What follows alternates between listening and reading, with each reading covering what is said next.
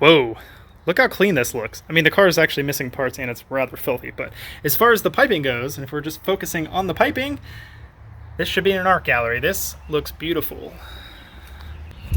How's it going, my Saab friends? My name is Gary and this is my channel, Weakest of Weeks. If you're a first-time viewer, I appreciate you clicking on the video and definitely consider subscribing. Today's video I am super excited about, and it's one that I've been wanting to do for a very long time, at least 6 or 7 months now. I just kind of put it on the back burner. There's been a lot going on, but today is the day, and without just kind of describing what I'm talking about, let me show you what we're going to be installing.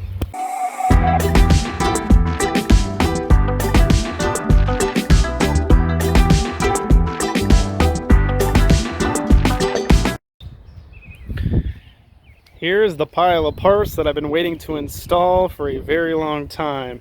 And if you're not familiar what this is, well, this should be a dead giveaway.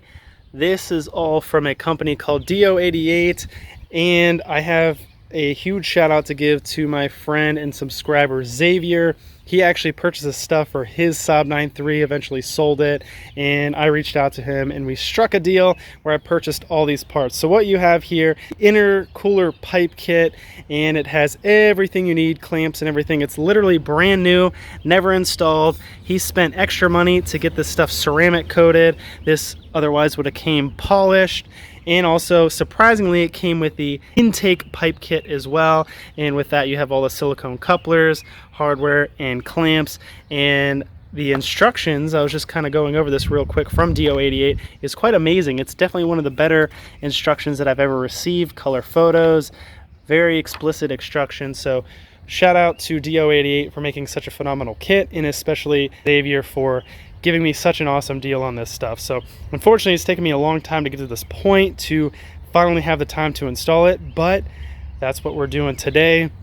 For starters, I'm gonna go ahead and pull this whole front bumper off. I have a couple other things I wanna do. I want to clean up these headlights again, and actually this time I'm going to clear coat them so they won't ever fade again.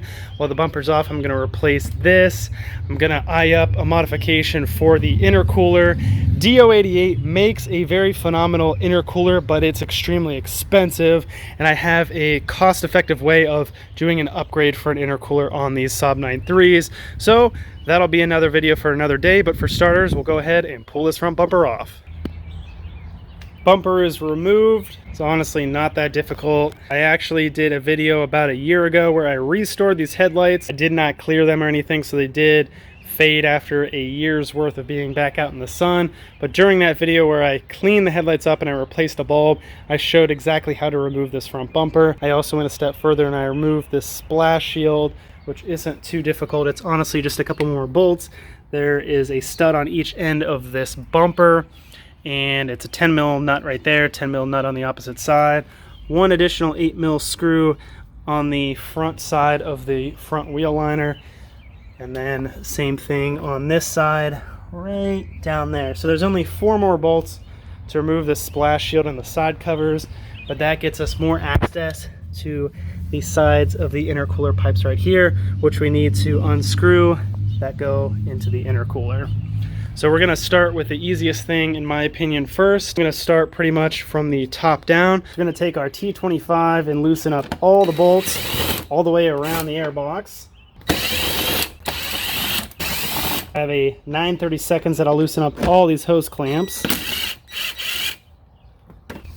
And then this comes off, set that to the side.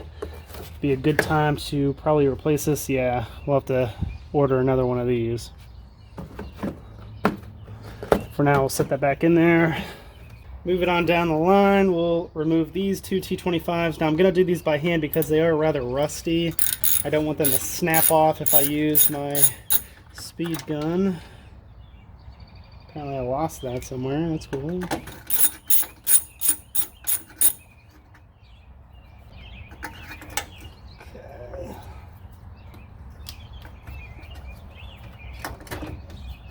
So this tube, you just squeeze on both sides, pull off the mass airflow sensor. Right here, there's a tab.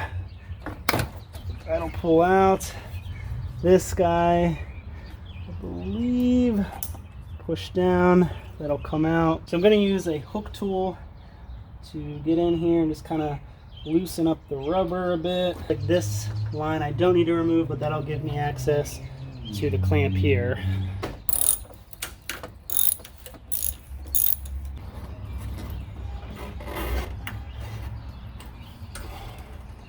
And in case you weren't able to see because of the camera angle how I removed this piece, but literally all I did was take a hook tool like this and I stuck it up into the connector, moved a little bit, and that pretty much broke it free. So a little hook tool like this makes a world of difference when you're removing stuck rubber hoses. Now this one piece altogether I don't think I'll be able to remove, so I'm gonna disconnect it by the math. There's 2 additional hose clamps here, and that'll split it here, and then we can remove it piece by piece.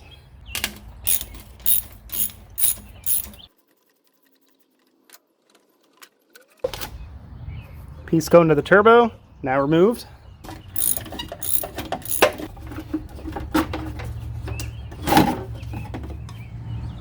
Here's the MAF removed. This you definitely want to be careful with, just so you don't bust anything in here, because these are relatively sensitive.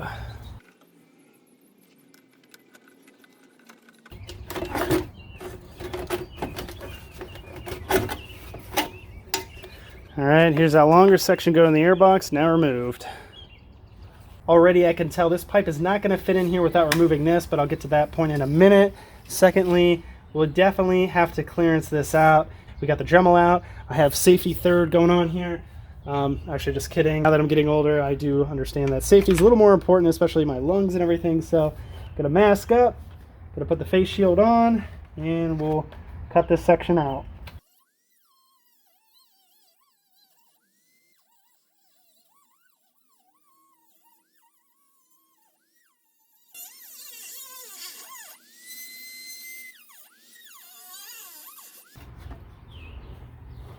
This is the section that I cut out right there. Lob that off, ground it down a little bit to kind of smooth it out, make it more of a presentable transition. And because I slipped a couple different times and I ground it down to bare metal, I ended up spraying some matte black paint on here. It's definitely not perfect, but it looks more OEM than it did before with just a raw cut there, and actually took off a fair amount there. But I think it looks pretty good, and that should give us more than enough clearance for that new pipe. So next up, we're going to remove this engine cover and get access to this section here by removing this pipe that goes to this side of the intercooler. This trim cover removes very simply. Make sure to put the oil cap back on. Remove this sensor right here. Connector shouldn't be too difficult. Pushing on that tab, pull it out. We'll obviously have to transfer the sensor over. Toes kind of just rests in here. That goes to the power steering pump. Just get that out of the way right now.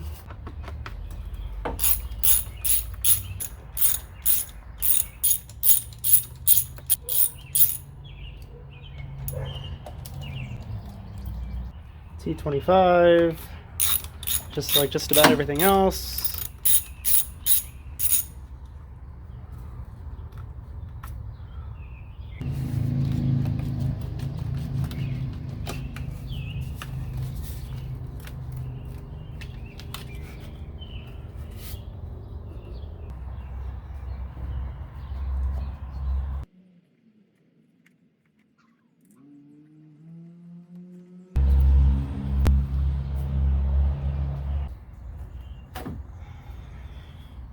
We'll see how far we get with this E10 without removing this upper core support. Got the 3/8 drive, E10 on the end, and we'll try to remove the 2 bolts that hold this lower pressure hose in place to the engine.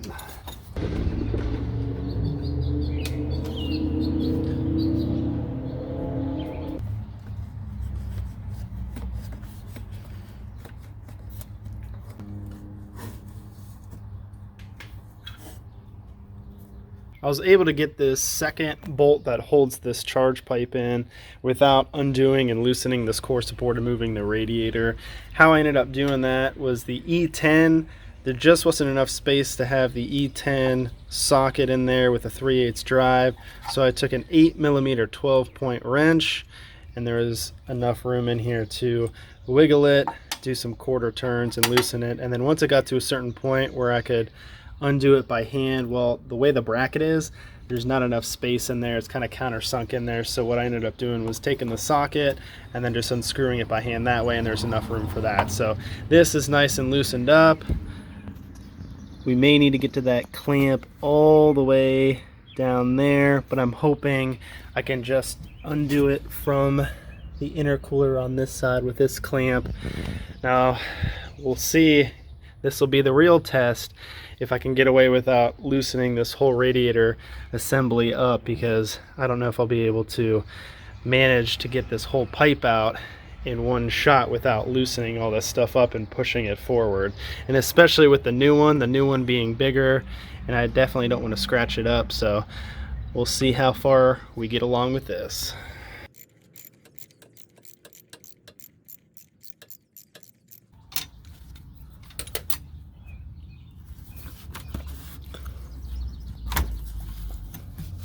So unfortunately there's one bolt that holds this charge pipe in way down there. It's an E10, I can feel it, but there's just not enough room with all this stuff. It's kind of admitting defeat. Unfortunately, I'm gonna spend a little extra time, remove all these bolts for this upper core support or this radiator support, possibly pull out the headlights. That is what it calls for in the instructions, but you know, I was trying to save time, and honestly, I'm just wasting more time trying to make something work that never will. So we'll go ahead and go through and loosen all these bolts.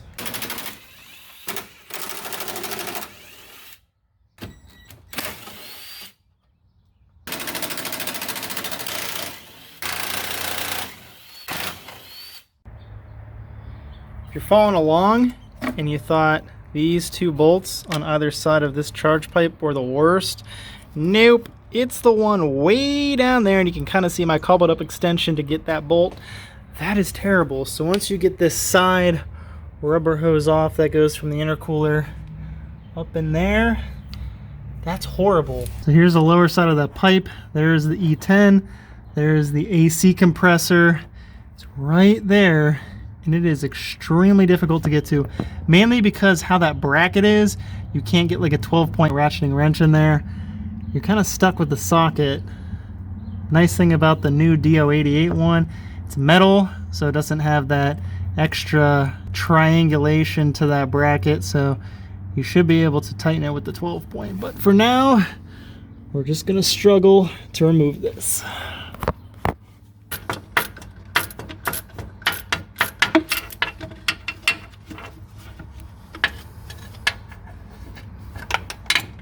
The bolt is now removed from the very bottom, so the 3 bolts holding this in are now officially removed.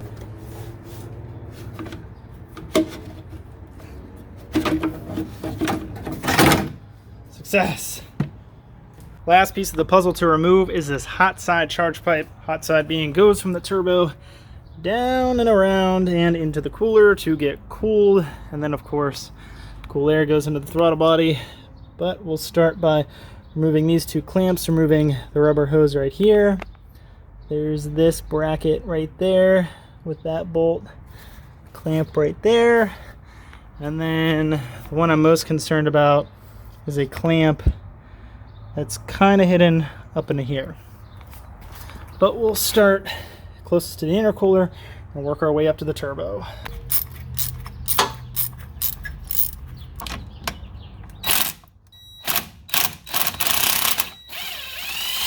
The camera tipped over and you really didn't see the angle, but I was struggling with this E10 Torx. It was just spinning in there, and lo and behold, in behind there, that bracket was rusted and pretty much just spinning. So I had to cut this bracket off. This charge pipe right there gave me a little more access and kind of get in behind here to mess with that. And to further add insult to injury, I was wiggling this off. Wasn't coming out, loosened the clamp up a little bit, and it snapped. So everything on this side is just pretty well worn and rusty. And that one I'm not even gonna touch. I think you can kind of see it right up there by my index finger. I need to somehow get that clamp off, and then I can just kind of wiggle this whole hot side charge pipe out.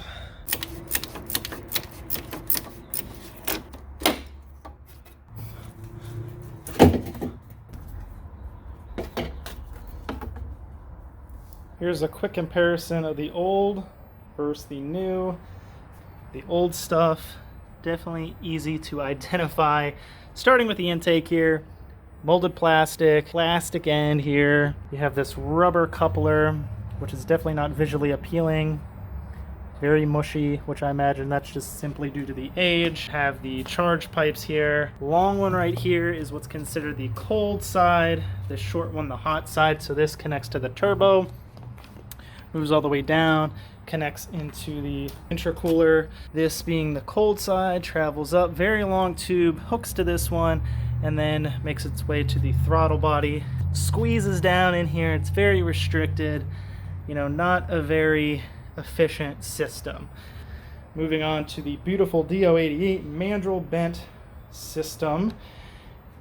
Intake utilizing the original airbox. The silicone ends here are very sturdy and they match perfectly with the mandrel bent aluminum tubing. Hot side charge pipe, again silicone couplers. This connects to the turbo, goes around. What I like about this, doesn't have a provision that I had to cut off on this pipe. This right here, not only did I have to cut this off, what it screws into was rusted out and it broke the plastic. So there's no way to get a screw in there. So nice to see that I don't have that. Here is the cold side. Again, the very nice silicone ends, the mandrel bends going up, provisions for everything you need. This one does have a bolt hole right there, which will secure it. I mean, this is such a large pipe. It's needed, whereas the shorter one, I don't think it's necessarily required. And then for the pressure sensor, it'll screw into there. And they even give you a new screw for that as well. And then the coupler that goes from the cold side to the throttle body. On to reassembly, we're gonna start with this cold side charge pipe. We have the silicone coupler that'll go into the throttle body. According to the directions, the orientation should be to where the charge pipe will be higher than the throttle body. Here's the cold side charge pipe, have the silicone coupler on it. Hardest part is going to be maneuvering this pipe into this void. I have the radiator fans as well as the exhaust manifolds, but with the radiator lowered a little bit, all the bolts out of it and kind of loose, it creates more of a void in here. We'll start by snaking the bottom in here.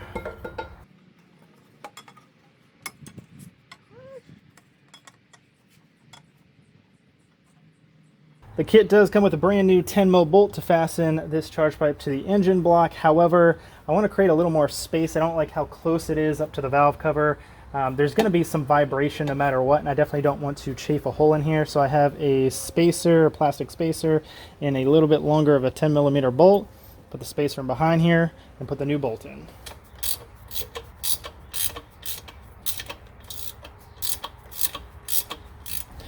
Onto the pressure sensor. Push that in. Kit comes with a new 8mm bolt.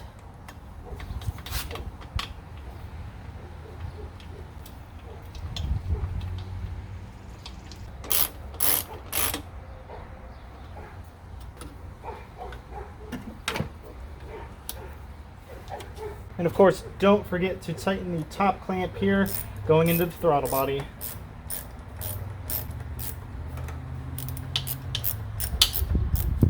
Have this large silicone hose.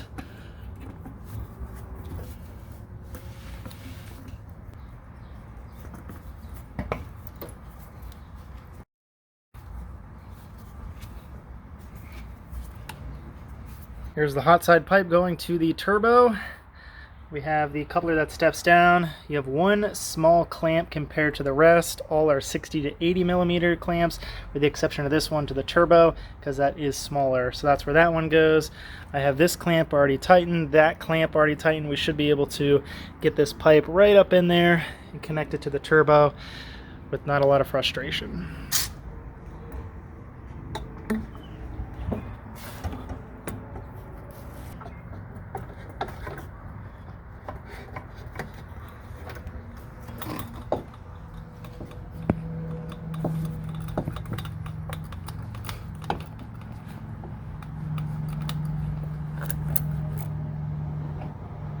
Now onto the intake.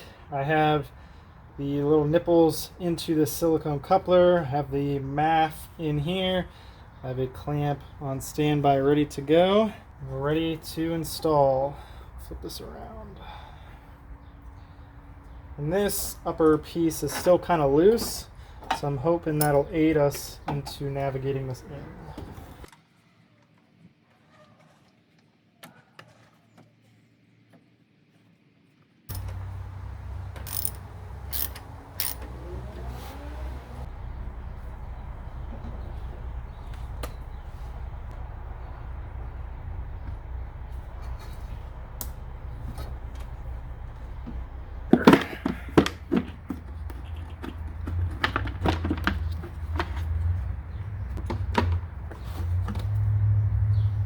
Picked up a brand new Denso air filter, part number right there. A lot better shape than the last one.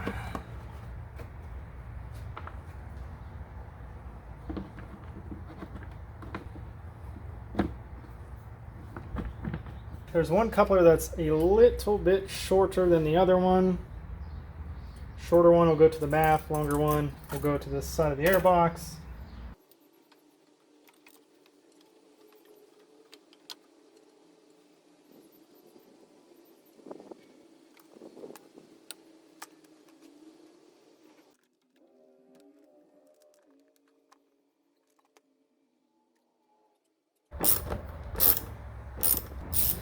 I'm sure somebody in the comment section will make a mention of how I did my clamps to where you can see them. I get it. If you're all for the tucked wire look, the look that you can't really get access to these, I mean, yes, I understand it looks nice and clean. However, I'm going for the more serviceable approach. At least for my OCD friends, they're the same orientation.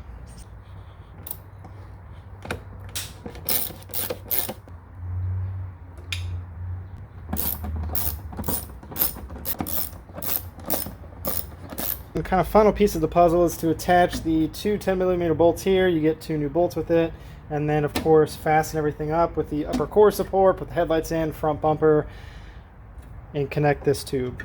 But we're close.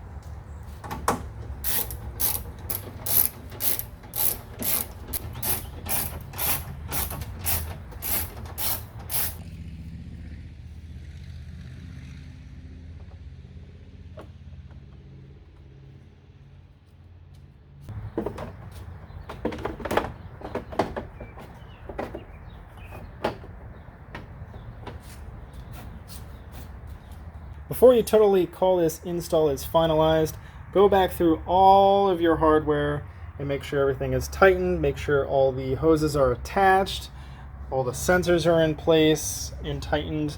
You don't want to go on your first test drive, go under boost and blow a coupler and be stranded somewhere. It's always good to double check your work. Kit is officially installed. There's still more work to be had. Headlights are missing. Front bumper still needs to go on. However, I'm working on a couple different things at one time, so that'll be for some upcoming videos. But as far as the Do88 kit goes, it is now said and done. So starting at the airbox, the brand new Denso air filter travels along that beautiful mandrel bent pipe, goes into that silicone coupler, goes into the turbo where it makes all the boost.